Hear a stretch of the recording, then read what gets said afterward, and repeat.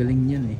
I made a solemn commitment that the House of Representatives would be the people's house. Say hi. Hi. Bukas, tapat, Say hi.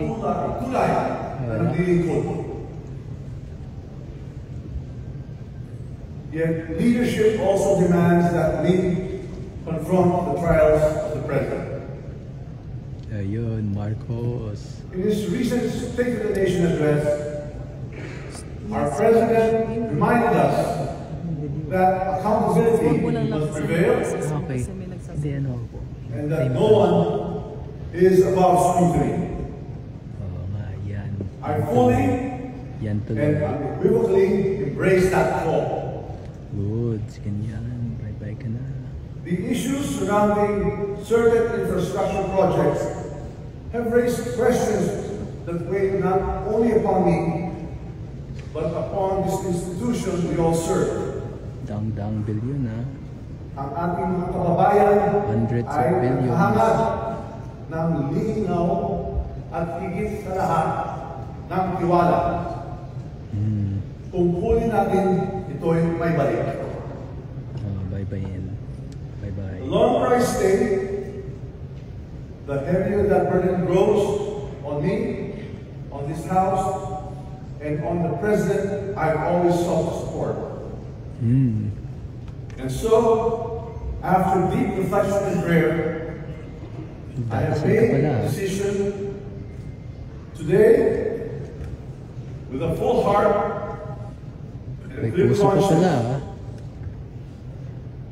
I tender my resignation as Speaker of the House of Representatives. Yun o, panalo na ang taong bayan.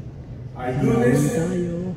so that the Independent Commission on Infrastructure may pursue its mandate freely and fully, Hindi, pinsan ka. without doubt, without interference, without undue influence. Pinsan ka ni Marcos. Walang Walang nangyayari pipili. sa'yo.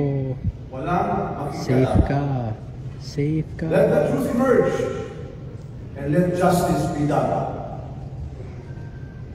My colleagues, carry forward the work of this institution with unity and resolve. Wag mo na ulitin The yan. Filipino people Daming never lose nalunod. faith in democracy, for it remains capable of self-correction and renewal.